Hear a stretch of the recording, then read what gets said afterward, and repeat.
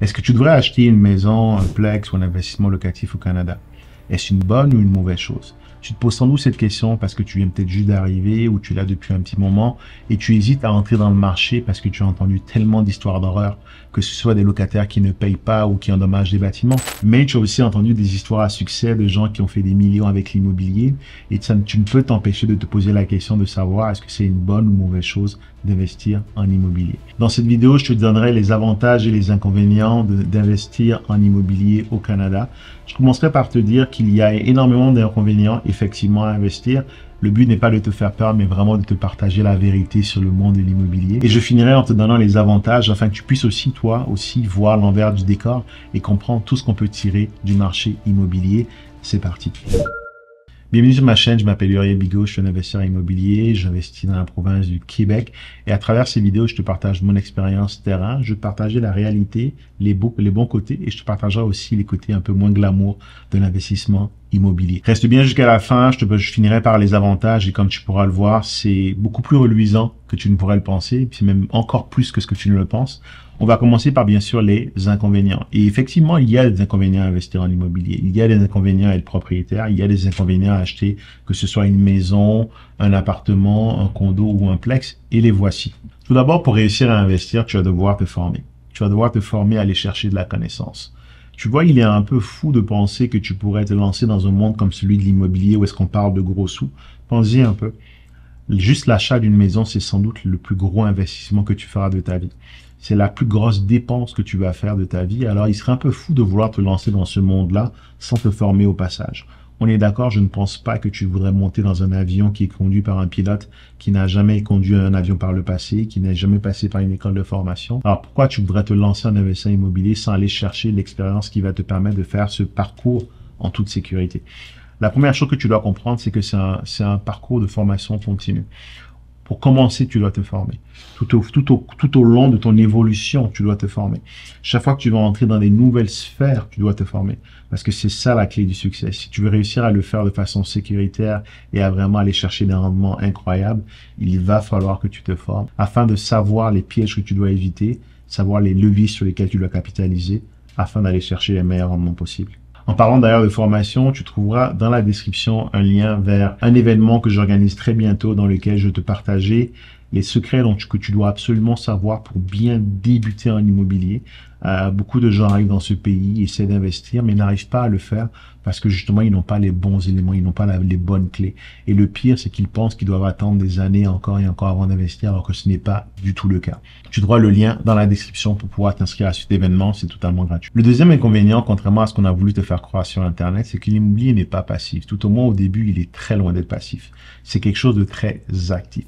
Ce que je veux dire par là, c'est que tu vas devoir retrousser les manches et mettre les mains dans le cambouis. Et je ne parle pas ici de faire des rénovations, changer les toilettes ou construire un toit. Non, je te parle d'une gestion active où est-ce que tu vas devoir gérer tes bâtiments. Et même si c'est une maison, tu vas devoir la gérer. Qu'est-ce que je veux dire par là?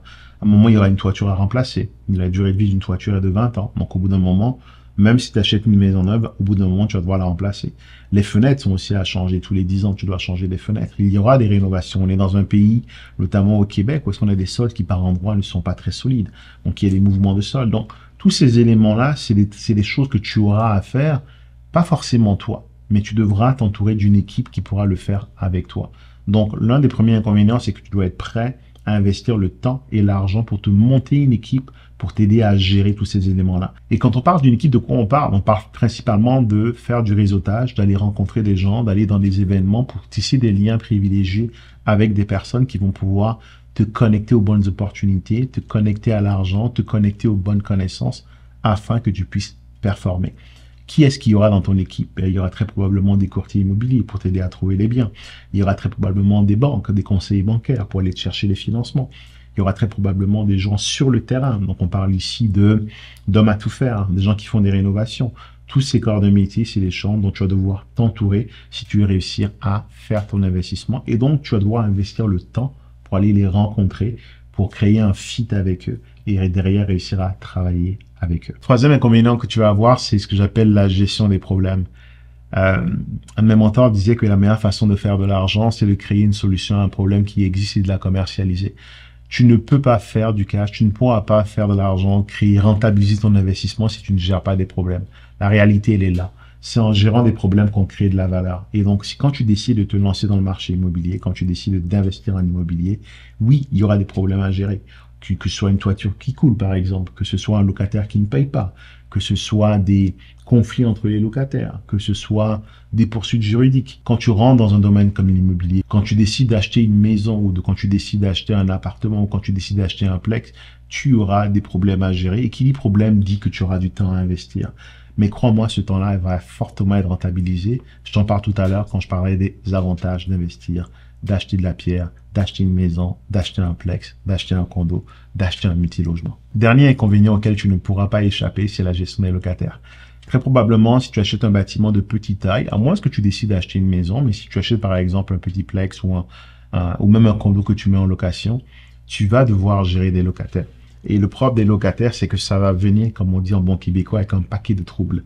Que ça va être par exemple des gens qui vont être en retard dans leur paiement, que ça va être par exemple des gens qui vont pas entretenir ton logement, que ce soit par exemple des locataires qui vont se battre entre eux, qui vont devoir t'appeler à toutes les 2 minutes parce qu'ils pensent que tu gères une garderie. C'est des choses qui vont arriver.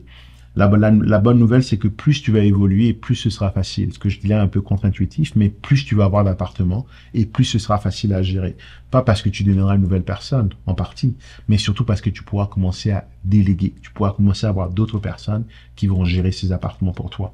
Mais attends-toi, quand tu décides d'investir, surtout si tu investis dans du locatif, à avoir des locataires avec lesquels il y aura des conflits à gérer. La question n'est jamais de savoir est-ce que tu vas te faire poursuivre, c'est quand tu vas te faire poursuivre. C'est sûr, ça va arriver, il va y avoir un jour un locataire qui va pas aimer ta tête, qui va pas aimer le fait que tu veux collecter le loyer, qui va pas aimer son voisin d'à côté, et ça va entraîner des problèmes. Mais la beauté à nouveau, c'est en réglant ces problèmes que tu vas faire de l'argent. Et je vais donc passer à la deuxième partie de cette vidéo. Je vais te parler des avantages qu'il y a à investir en immobilier. Si tu es encore ici dans cette vidéo, c'est que je ne t'ai pas fait peur, tant mieux. On va te parler maintenant des côtés un peu plus glorieux. Ce pourquoi est-ce qu'on passe à travers tous ces problèmes. Les raisons qui nous motivent à passer à travers toutes ces résolutions de problèmes. Parce qu'à la fin de ces résolutions, il y a le Saint Graal. Et voici ce que tu iras récupérer. Le premier élément, il est indéniable. C'est l'immobilier quelque chose d'extrêmement lucratif et sous différentes formes. L'exemple que j'aime bien donner, c'est quand on regarde le marché canadien sur les 20 dernières années, il a pris plus de 168%. Ce qui veut donc dire que si tu avais acheté une maison en 2000 à 500 000, aujourd'hui, elle vaudrait 1 340 000 et elle serait entièrement payée. Tu aurais littéralement créé 1 million de valeur et ce avec une petite mise de fonds de 25 000. Donne-moi un seul investissement au monde. Donne-moi un seul investissement au monde que tu connaisses qui en 20 ans peut te permettre de passer de 25 000 à 1 350 000. Ce que je te donne là, ce sont des chiffres qui se sont passés sur le marché canadien et qui vont continuer à se passer pour une raison qui est simple. On est dans un marché où est-ce que l'offre est très faible et la demande est très forte. Est-ce que ça vaut la peine une fois par mois de devoir gérer des locataires qui sont un peu désobligeants pour aller faire 1 million? Je pense que là, la question est vite répondue. Et comment ce 1 million est possible? Il est possible notamment à travers ce qu'on appelle la prise de valeur.